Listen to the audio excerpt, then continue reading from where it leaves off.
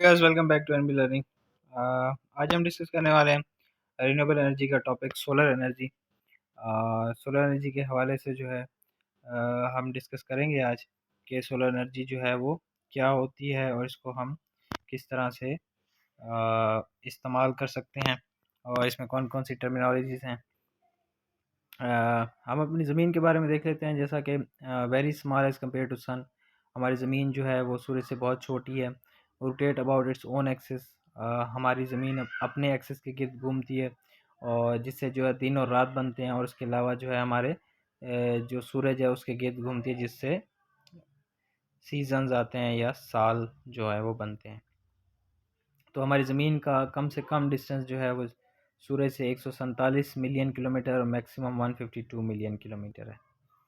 तो mean earth sun distance is 1 astronomical unit, and 1 astronomical unit is 149.5 million kilometer.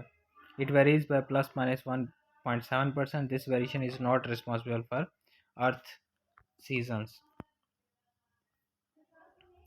उसके अलावा अर्थ geometry को हम देख लेते हैं। अर्थ की ज्योमेट्री क्या है? इसमें northern hemisphere, southern hemisphere, north pole, south pole, mediterranean latitude, equator और पैरेलल्स ऑफ लैटिट्यूड, ये अर्थ की ज्योमेट्री है।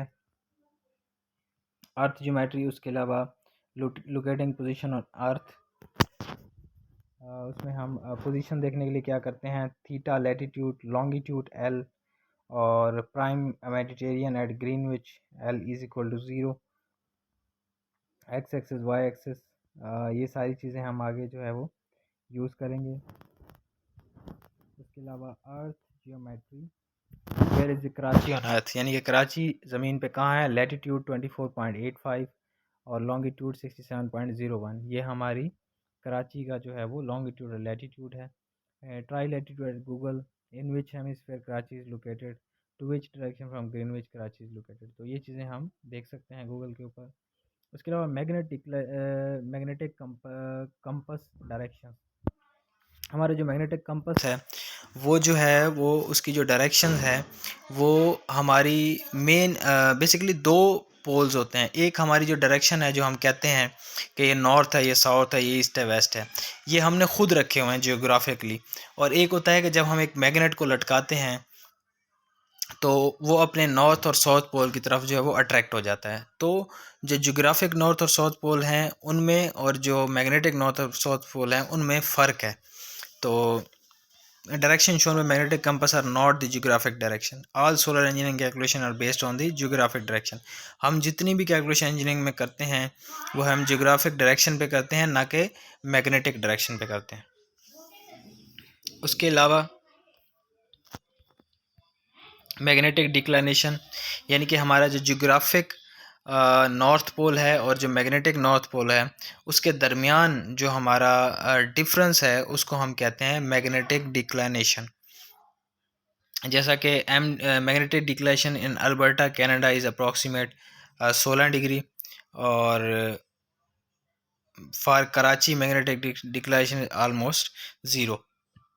यानी कि आप कंपास पे देख सकते हैं कि जो हमारा एन जी है यानी कि जियोग्राफिकल नॉर्थ पोल है वो हमारा कहाँ पे है, और एन एम जो है यानी कि हमारा जो मैग्नेटिक नॉर्थ पोल है वो और है, यानी कि मैग्नेट किसी और डायरेक्शन में नॉर्थ पोल दिखा रहा है और जो हमने कंसीडर किया हुआ है वो और है। उनके दरमियान जो डिफरेंस होता है वो मैग्नेटिक डिक्लाइनेशन होती है। ये नेगेटिव भी हो सकता है और ये पॉजिटिव भी हो सकता है। राइट साइड पे होगा तो पॉजिटिव होगा, लेफ्ट साइड पे होगा तो नेगेटिव होगा। जैसे कि यहाँ पे आप देख सकते हैं कि लेफ़्ट साइड पे अगर कंपास है आपका और तो नेगेटिव है, और राइट साइड पे है तो पॉजिटिव है।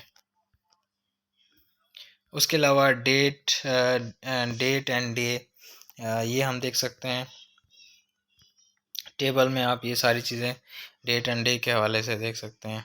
उसके अलावा sun position from earth, sunrise in the east and set in the waste.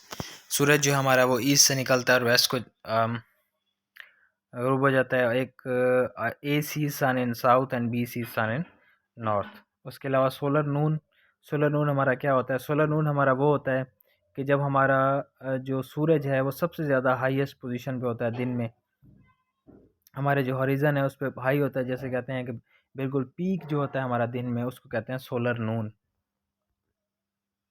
उसके अलावा कुछ एंगल्स हैं जिनको हम डिस्कस कर लेते हैं। सोलर एल्टीट्यूड एंगल, ये एंगल वो एंगल होता है जो कि हमारे सूरज की जो लाइन पड़ रही है हमारी ज़मीन पे और जो हॉरिजेंटल लाइन है उनके दरमियान जो एंगल होता है उसको सोलर एल्टीट्यूड एंगल कहते हैं। और उसके अलावा सोलर एल्टीट्यूड जो है वो मैक्सिमम कब होता है, दोपहर के वक्त जो है हमारा सोलर एल्टीट्यूड एंगल मैक्सिमम होता है। उसके अलावा ज़ीनत एंगल जो है वो थीटा जेड से इसको डिनोट करते हैं। ये जो है हमारा सूरज से आने वाली जो शुआएँ हैं उससे और जो हमारी वर्टिकल लाइन होती है उसके दरमियान जो एंगल होता है उसको ज़ीनत एंगल कहते हैं। और ज़ीनत एंगल जो है वो कम से कम होता है, कब होता है, दोपहर में जो है ज़ीनत एंगल जो है वो कम होता है, क्योंकि सूरज ऊपर आया होता है तो वर्टिकल लाइन से उसका जो डिस्टेंस है वो कम हो जाता है। उसके अलावा एयर मास क्या है? एयर मास जो है बेसिकली एयर मास हमें ये शो कराता है कि हमारी जो बेसिकली जो सूरज से आने वाली रेडिएशन है वो हमारे अर्थ के एटमॉस्फेयर से हो के हमारी ज़मीन पे पहुंचती हैं। तो अगर हमारा एयर मास जो है वो 1 होगा और तो थीटा जेड 0 होगा, जिसका मतलब ये कि हमारा जो सूरज है वो डायरेक्टली ओवरहेड है। आप अगर इस तरह से इसको देखें तो हमारा जो सूरज है वो डायरेक्टली ओवरहेड है। तो उससे क्या होगा, हमारा जो एटमॉस्फेयर है वो बहुत कम हमारी शुआओं के रास्ते में आएगा, जिससे मैक्सिमम शुआएं जो हैं वो ज़मीन पे पहुंचेंगी। और अगर हमारा सूरज जो है AM=2 है तो हमारा सूरज जो है वो तिरछा होगा, जिससे मैक्सिमम मास हमारी रेडिएशन को रोकेगा और कम रेडिएशन ज़मीन पे पहुंचेंगी। तो इंशाल्लाह इस लेक्चर के 2-3 पार्ट्स होंगे, तो आगे हम कंटिन्यू करेंगे दूसरे पार्ट।